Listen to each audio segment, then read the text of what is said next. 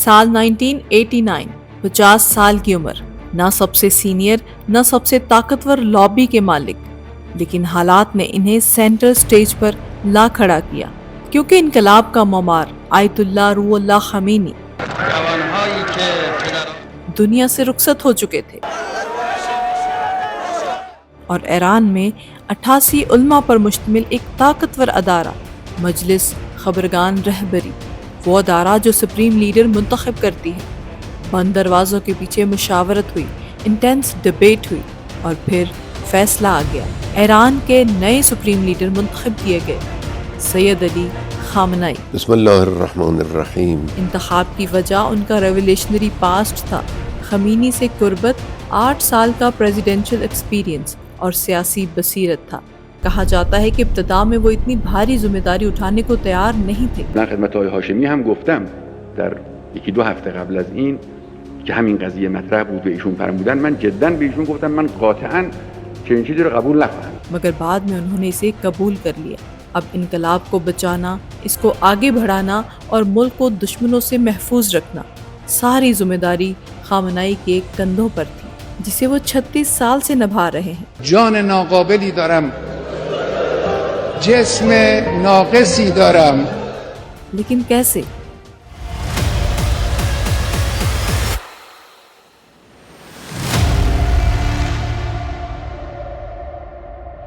उन्होंने एक हिकमत अमली अपनाई कि किसी एक गिरोह को मुकम्मल ताकत नहीं दी जाए, सबको एक दूसरे के मुकाबले मतवाजन रखा जाए। फौज, पासदारान इनकलाब, इंटेलिजेंस, अदलिया, पार्लियामेंट, हर अदारे में आहिस्ता आहिस्ता उनके वफादार अफराद तैनात होते गए। 3 दहाइयों में एक ऐसा ढांचा वजूद में आया जहां ताकत बज़ाहिर तो तकसीम थी मगर मरकज एक ही था।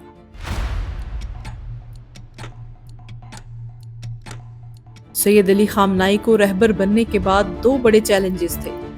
एक एक्सटर्नल प्रेशर, खास तौर पर अमेरिका से, दूसरा शदीद इकोनॉमिक हार्डशिप। यकीन करें, अमेरिका और इसके इत्तेहादियों का मकसद था कि ईरान पर सख्त सैंक्शंस लगाई जाए ताकि इसकी इकोनॉमी तबाह हो जाए और अवाम हुकूमत के खिलाफ उठ खड़ी हो, ताकि रजीम चेंज लाया जा सके। लेकिन ईरान ने घुटने नहीं टेके। आयतुल्लाह सैयद अली खामनाई ने एक नई हिकमत अमली पेश की जिसे कहा गया इक्तिसाद मकावमती, यानी रेजिस्टेंस इकोनॉमी।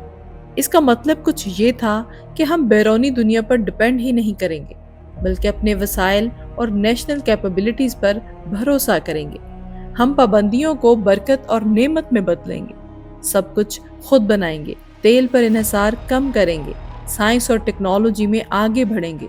इस हिकमत अमली का नतीजा क्या निकला? तमाम मुश्किलात के बावजूद ईरान ने साइंस और टेक्नोलॉजी में शानदार तरक्की की। ईरान की दफाई सनत मुकम्मल तौर पर खुद मुख्तार है। बैलिस्टिक मिसाइल्स, ड्रोन्स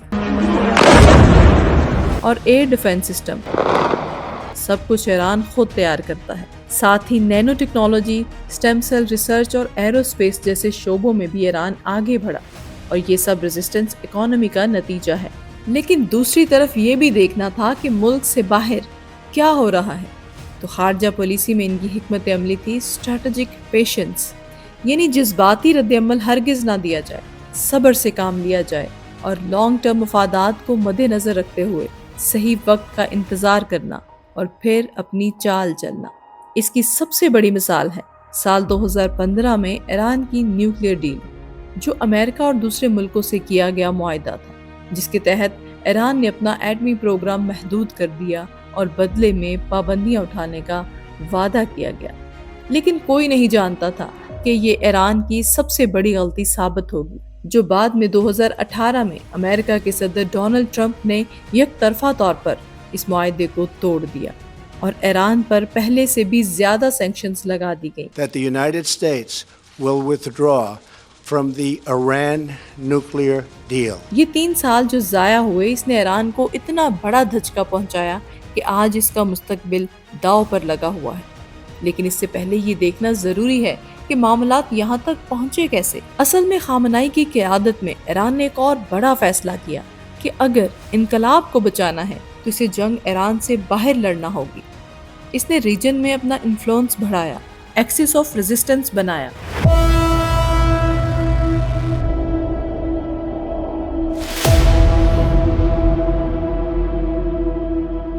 اب ایکسس آف ریزسٹنس کیا ہے؟ دوستو، یہ ایک غیر رسمی الائنس ہے امریکہ اور اسرائیل کے خلاف۔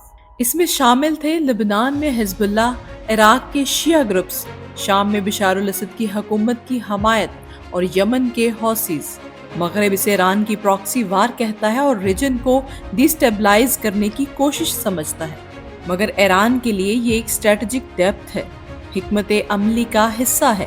ان کا ماننا ہے کہ اگر دشمن ان پر حملہ کرے تو جنگ صرف ایران کی سرحد تک محدود نہیں رہے گی بلکہ پورے ریجن میں پھیلے گی۔ یہ خامنائی کی بہت کامیاب لیکن ایک متنازع پالیسی ہے۔ اس پالیسی کا رزلٹ کیا نکلتا ہے؟ تصویر کا دوسرا رخ بھی دیکھنا ہوگا۔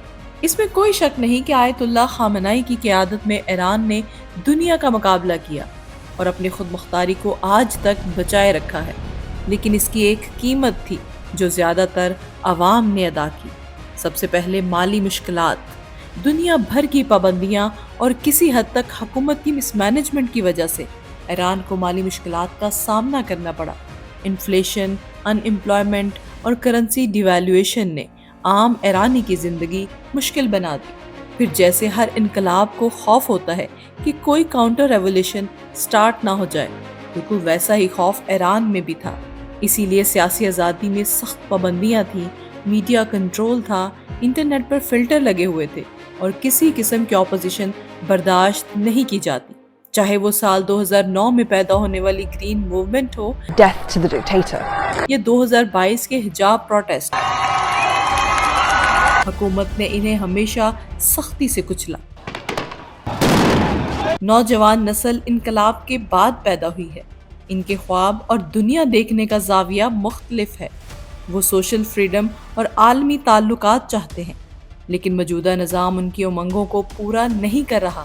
اس لیے ناقدین کہتے ہیں کہ علی خامنائی کی پالیسی نے ایران کو دنیا سے آئسولیٹ کر دیا ہے۔ ان کی سخت پالیسیاں عوام کے لیے مشکلات پیدا کر رہی ہیں، جبکہ ان کے مداح کہتے ہیں کہ یہ دنیا کے سامنے نہ جھکنے کی قیمت ہے اور خود مختاری کے لیے یہ قیمت ادا کرنا ضروری ہے، اور یہ قیمت ایران آج بھی ادا کر رہا ہے۔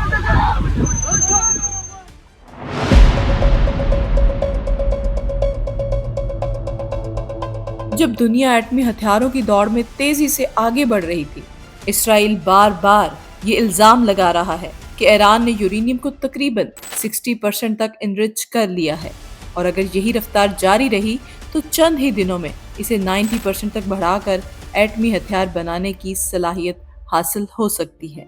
اسرائیل کے مطابق یہی وجہ ہے کہ ایران کے خلاف سخت کارروائی اور ممکنہ حملے کی بات کی جا رہی ہے۔ اسی دوران ایران کے سپریم لیڈر علی خامنائی نے بار بار واضح کیا کہ نیوکلیر ویپن بنانا اور استعمال کرنا گناہ ہے اور اسلام کے مطابق یہ مکمل طور پر فوربڈن ہے۔ ان کے مطابق ایسے ہتھیار جو ایک لمحے میں ہزاروں انسانوں کی جان لے سکتے ہیں، انسانیت اور اسلامی اصولوں کے خلاف ہیں۔ ان کا فتویٰ سال 2003 میں عوام کے سامنے آیا اور سال 2005 میں انٹرنیشنل اٹامک انرجی ایجنسی میں بھی پیش کیا گیا۔ خامنائی نے نہ صرف ایٹمی بلکہ کیمیکل اور بایولوجیکل ویپنز کو بھی انسانیت کے لیے خطرہ قرار دیا اور کہا پرامن جوہری توانائی سب کے لیے ہے اور جوہری ہتھیار کسی کے لیے بھی نہیں ہے۔ لیکن ٹوسٹ یہ ہے کہ کچھ ماہرین کہتے ہیں کہ ایکسٹریم حالات میں یہ فتویٰ بدلا بھی جا سکتا ہے۔ سوال یہ ہے کہ کیا خامنائی کا فتویٰ ہمیشہ قائم رہے گا یا یہ صرف ایک ریلیجیس اور پولیٹیکل سٹیٹمنٹ ہے جسے حالات بدلنے پر ماڈیفائی کیا جا سکتا ہے؟ یہی راز ہے جو ایران کے نیوکلیر پروگرام کو آج تک دنیا کے سب سے بڑے مسٹیریس میں سے ایک بناتا ہے۔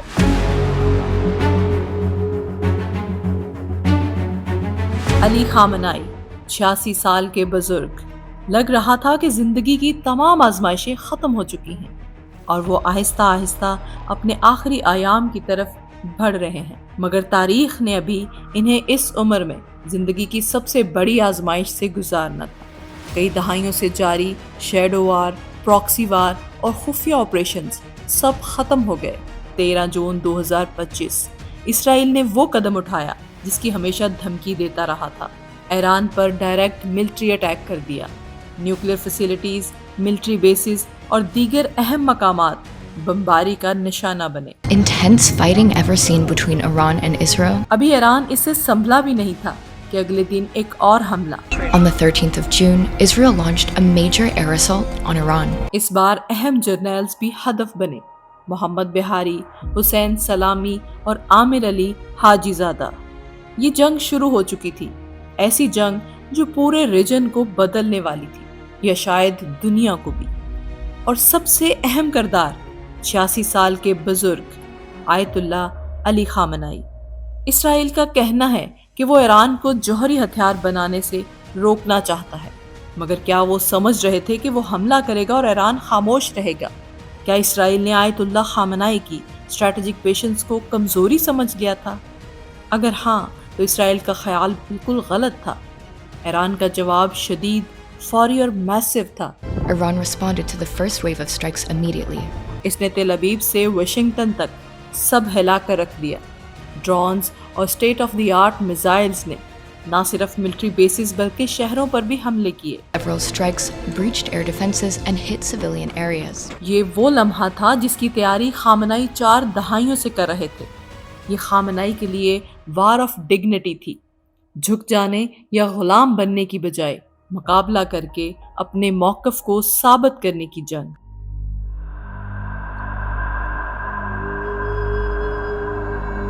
साल 2026, ईरान की सड़कें आग और गुस्से से लर्ज उठी। अवाम नारे लगा रहे थे, death to dictator, Death to the dictator death to Khamenei, and death to the Islamic Republic. This year is the year of blood.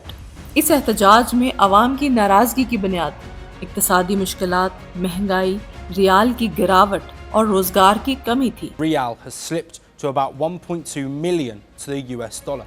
कुछ लोगों ने खामनाई के खिलाफ आवाज बुलंद की तो इसराइल ने इस प्रोटेस्ट को हाईजैक कर लिया, जिसके खिलाफ सख्त सिक्योरिटी क्रैकडाउन शुरू हो गया। हजारों अफराद जान से गए। ये वो एहतजाज था जिसकी कहानी मुकम्मल तौर पर एक पिछली वीडियो में दिखाई जा चुकी है। अगर आप जानना चाहते हैं ये प्रोटेस्ट कैसे शुरू हुए और क्या हालात थे, तो वो वीडियो ज़रूर देखिए। 28 फरवरी 2026, ये दिन ईरान की तारीख का सबसे सनसनीखेज दिन बन गया। Supreme leader Ayatollah Syed Ali खामनाई की ज़िंदगी का आखिरी लम्हा। इन्ना लिल्लाह व इन्ना इलैहि राजिऊन। इसराइल ने तेहरान के इर्द गिर्द एक जॉइंट एयर स्ट्राइक का आगाज़ किया, ख़ास तौर पर आला ईरानी हुकाम को निशाना बनाते हुए। ये हमला सिर्फ इसराइल का नहीं बल्कि अमेरिका के साथ मुश्तरका मंसूबा था। सेंट्रल इंटेलिजेंस एजेंसी ने खामनाई और दीगर रहनुमाओं के ठिकानों की मालूमात फराहम की। सैटेलाइट तस्वीर ने दिखाया कि खामनाई का रेजिडेंशियल एरिया शदीद नुकसान का शिकार हुआ। इब्तदाई रिपोर्ट्स के मुताबिक डोनाल्ड ट्रंप और नेतन्याहू ने ऐलान किया कि आयतुल्लाह खामनाई हलाक हो गए हैं। फिर 1 मार्च को ईरानी हुकूमत ने इनकी शहादत की तस्दीक कर दी। ये हमला सिर्फ सैयद अली खामनाई तक महदूद नहीं था, इनकी बेटी, दामाद, पोता और बहू भी इस हमले में शहीद हुए। His daughter, grandchild, daughter-in-law and son-in-law. इनकी बीवी 2 मार्च को अपने जख्मों की ताब ना लाते हुए शहीद हो गई। आयतुल्लाह खामनाई की शहादत न सिर्फ ईरान बल्कि पूरी दुनिया के लिए सियासी नक्शे को बदल देने वाली थी। अब सवाल ये है कि स्ट्रैटेजिक एक्शन की कीमत क्या होगी? क्या ईरान का निज़ाम बच पाएगा? ये सबसे बड़ा सवाल है, न सिर्फ ईरान के लिए बल्कि पूरी दुनिया के लिए। अब तारीख आयतुल्लाह सैयद अली खामनाई को कैसे याद रखेगी? एक लीडर के तौर पर जिसने कौम को दुनिया के सामने झुकने नहीं दिया, या एक हार्ड लाइन रूलर के तौर पर? या शायद जवाब ईरान के मुस्तकबिल से तय होगा।